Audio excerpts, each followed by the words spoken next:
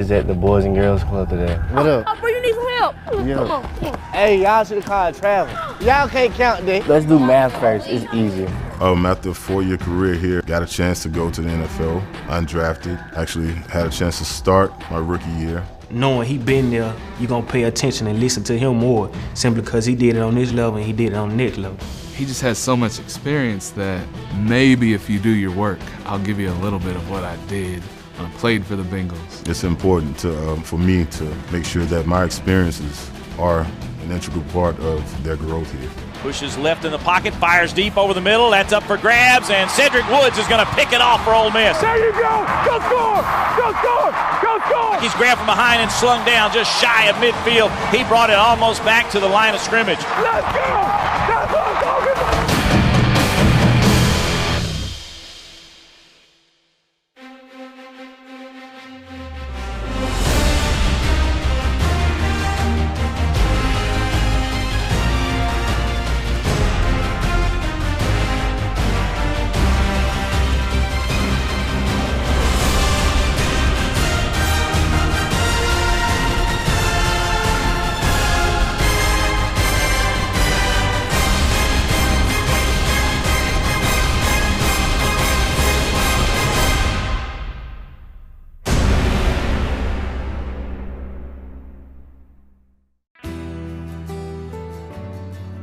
While the career of every collegiate athlete inevitably ends, they don't always finish the way they want them to.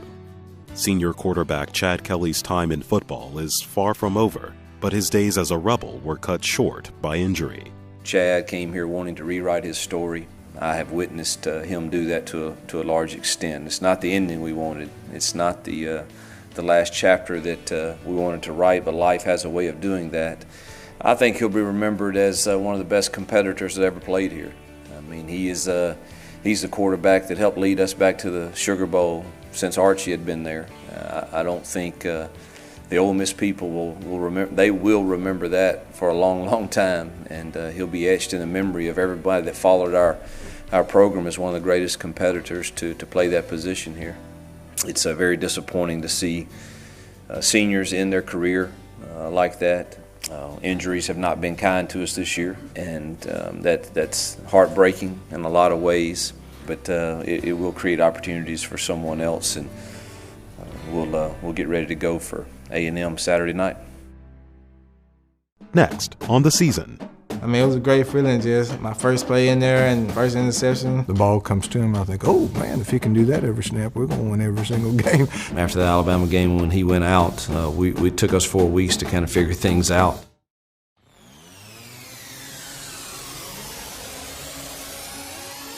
Nashville, Tennessee, also known as Music City, has seen plenty of stars roll through town. On one September night in 2013, on his first play from scrimmage, another headliner took center stage. They only bring 3. Throws it underneath to Chris Cantera, and they're claiming that's a turnover, and indeed it is. That was Tony Connor coming up with the ball, and watch him come in here and just rip this away from Chris Cantera. I was sitting at home and I was watching it, watching these freshmen, him, Laquan, and Laramie out there playing, and Robert, and I see this guy from Mississippi, Tony Connor.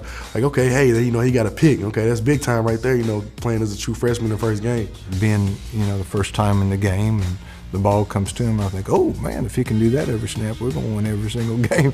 I can't say enough about this Tony Connor. He finds the ball. He always puts himself in good position. Kid's a joy to watch. I mean, there were a lot of teams were on him. Everybody wanted this guy. There were some SEC teams that wanted to make him the centerpiece of their recruiting class, and Hugh Freeze got him at Ole Miss, and it's easy to see why. I mean, it was a great feeling, just my first play in there and first interception. I mean, it was just a wonderful feeling. It feels so good to play with him, because like when we were back in high school, it was always said that, wherever I go, you coming. Like, we always said that we didn't ever want to split up. I grew up playing against him in high school, playing against him in the state championship whenever I was a senior and he was a senior. He was all over the field then, he's all over the field now. Y'all haven't seen him run, like actually run down the sideline. So with that being said, Tony Connor is a great athlete. He's one of those guys that who the alpha dog is out there too, and when he's back there, it's him, so. I think it's just because he's so humble and quiet, you just don't really know he's back there. Some guys are made that way. He is more quieter, you know, and he's more of a, I'll show you, I don't have to tell you. He's not a big ego guy. He just wants the team to be successful and be part of a winner. And that was batted down. That's just a good effort play that time by Tony Connor. This kid might have the best instincts of any young defender that I've seen, maybe ever. This kid is rare. He'll be here 3 years because he's got it. Destined for a breakout junior year, Tony Connor would have his patience and mental fortitude tested as an injury against Alabama would threaten his 2015 season. I was on the blitzing play, and he came, tapped the outside of my right knee, and I felt it popped in, and I knew it was hurting really bad. I laid there, I got up, but I still managed to get up, and I didn't want to go out. I stayed in the next play, and I seen that I couldn't just really go 100%, and I remember Coach Batoon always told us, if you can't just really go 100%, just let him know he got guys on the sideline that's willing to get in and go 100%. He had a meniscus tear as well as a chondral defect, okay, where his bone was chipped away. You know, we initially got the MRI back, you know, we looked and saw how bad the injury was, and we kind of put our heads together and said, hey, do we give him a little scope now, get him through the season, or do we just go ahead and do the big surgery now? He wanted to try to do the scope, you know, during the season, finish the season, and then get the major, you know, operation after. Well, it was obvious last year. I mean, after the Alabama game when he went out, we took us 4 weeks to kind of figure things out. He was such a void for us. That's probably one of the most important parts of our defense, that Husky position, because this is a guy that has to have the ability to tackle, be one of the best tacklers. He has to be able to blitz and pressure the quarterback. And then he has to be able to go out and play some man-to-man. So we lost thousands of reps when you add them all together when you lose him, because you're always trying to get the best 11 on the field.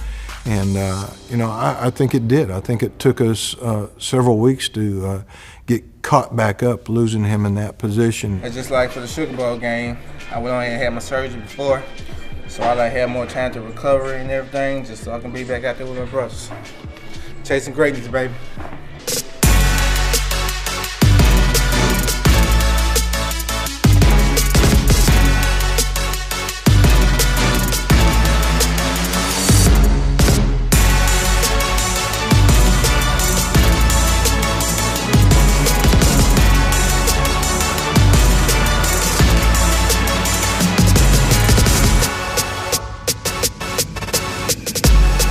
Well, Tony, he's always been a hard worker, so I knew the work part was going to be a process for him. I mean, he'll do whatever you tell him. You might end up saying, you know, I don't know if I can do it. I don't know if my leg gonna be the same. I don't know how I'm gonna play, because you've been away from the game for so long. I think he's gonna bounce back well, man. He's been rehabbing. He's been getting right. He's been ready. You know, you can see it in his eyes when you talk to him about football. He's just ready. It goes back to his personality, that he's fixed on what he needs to do, and he's going to get it done. I just met with Coach Womack, and I was just telling him about it. I mean, I've been out for quite a long time, and I can't wait to just get back on the field and just be out there with my bros.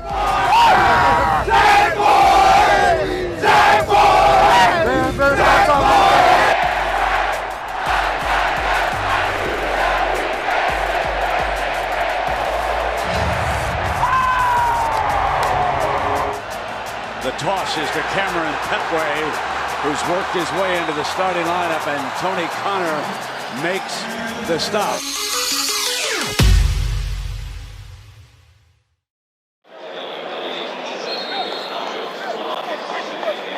Let's go, 3.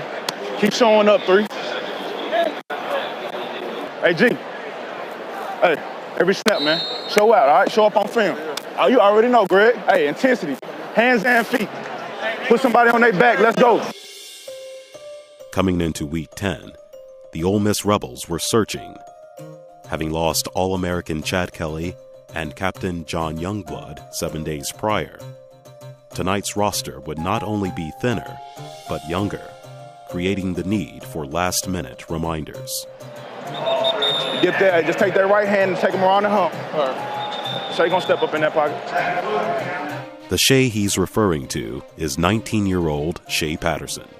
The true freshman signal caller, freshly removed from a red shirt, would be called out of the shadow of Chad Kelly and thrust into the limelight of one of the biggest stages in college football. If there's a chance to get my hand on that ball, I gotta make a play, period. All right? We gotta help this young cat early. All right? Till he gets his little feet wet, we gotta help him out. So we gotta show up. Everything counts. We got 60 minutes to play. Every minute has 60 seconds in it. You make sure that the seconds that you have tonight, you make count. Make them count for a national stage that wants to see what them Rebels gonna do tonight. They gonna keep fighting, they gonna keep fighting, they gonna keep fighting. Make sure you fight with those 60 seconds of every minute.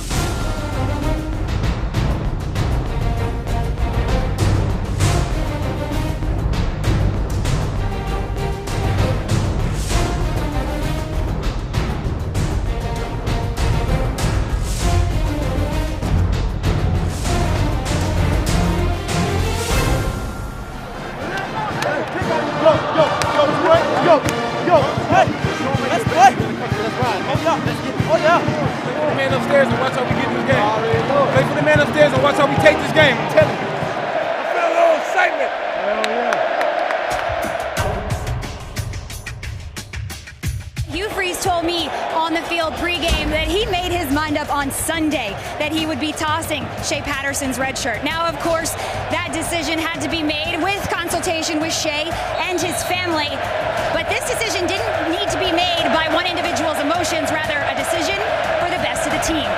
Shea Patterson, red shirt is gone on this snap. He's ready to go, and there it is, a little high. Shea runs to his right, takes off running down the middle of the field. He's to the 35, to the 40, slides down around the 42-yard line. How about Shea Patterson? And waiting for the snap, there it is, it's high. Patterson drops it, picks it up, tries to run right. He's in trouble, and down, they say, at the 30. Shea had to just get his feet wet and get comfortable.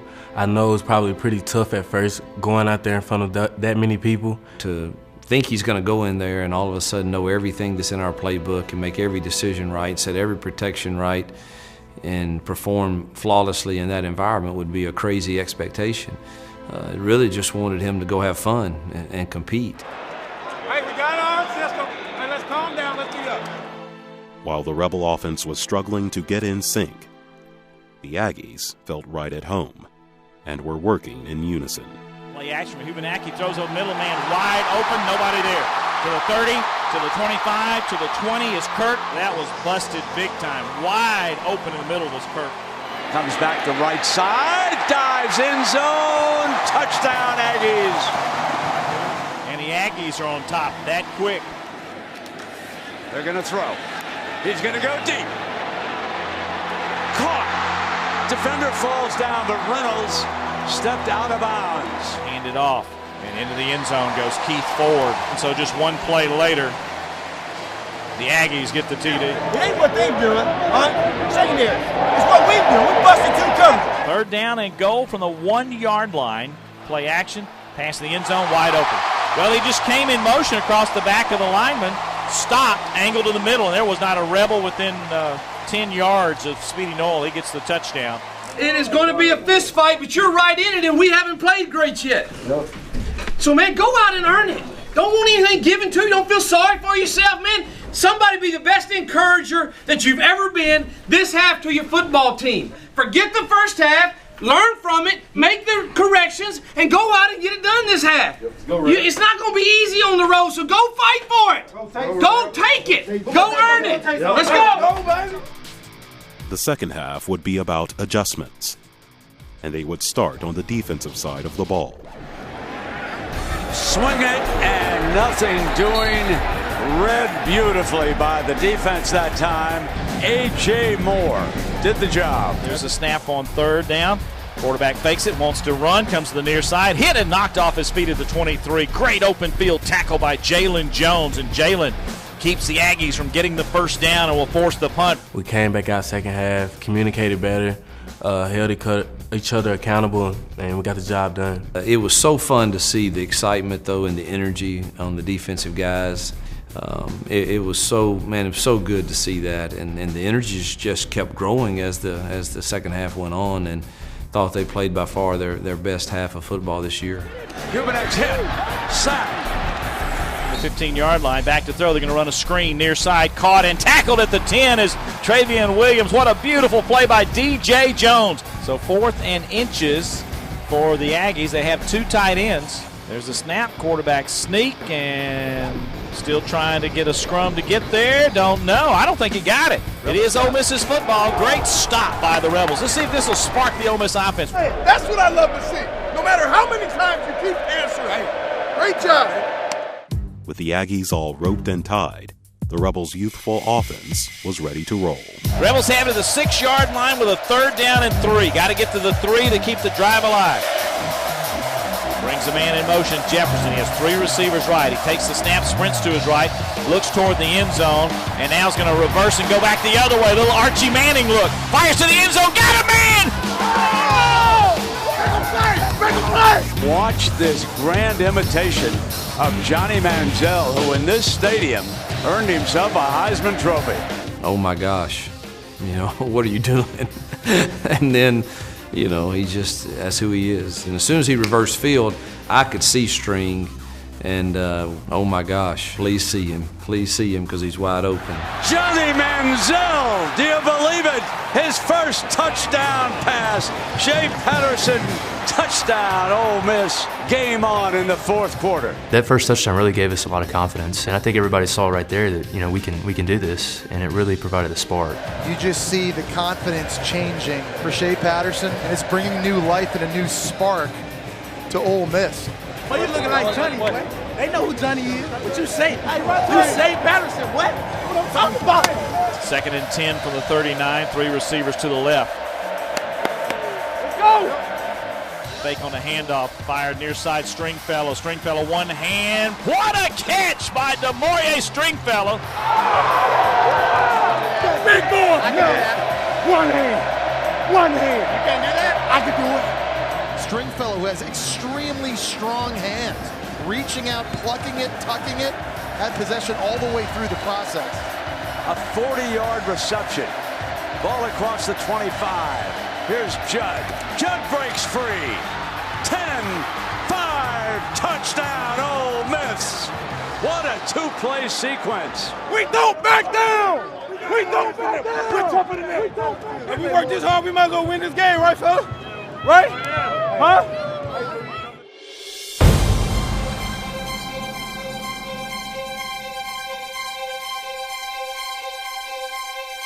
Going toward the end zone, Jefferson, touchdown! How about this?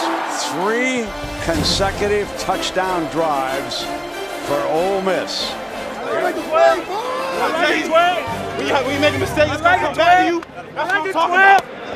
It's 3 and out right now. Right now. We don't need to give up 1-2 first downs. Give our offense a minute. Give our offense 5 minutes and we win this game. Hubenek on the move, hit on the release, and it's 4th down. Ole Miss forces a punt. But now it looks like Shea Patterson's going to get the ball back with very good field position and 3 timeouts in his back pocket. 3 straight scoring drives. The 12th man roaring in College Station. Steps up in a pocket, a lot of green grass left side. He pump fakes, keeps it, runs. He's to the 30, he's to the 25, and goes out of bounds on a 13-yard run. Gary Wunderlich. This will be from the 29, a 39-yard effort. He's 5 for 5. Here's the kick. He's got the distance. It's on its way, and it's good! Gary Wunderlich does it again, and the Rebels have taken a 29-28 lead with 37 seconds left to play. There's the snap. Hubenek wants to throw. Steps up, fires over the middle. It's intercepted in midfield, and going down at the 45 is Deontay Anderson. Ole Miss is going to win this thing. Ole Miss upsets Texas A&M.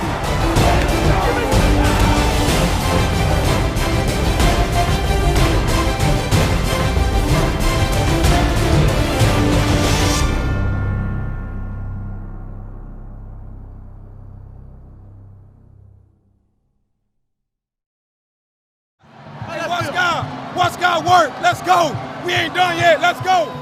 Great job. Great job. Great job, offense. I don't know what I can say, but that was a hell of a game right there. Man, I'm just glad we got the victory, came out of this thing. Hey, we needed this. 2 more games. Let's go to a bowl game, baby. Let's do it.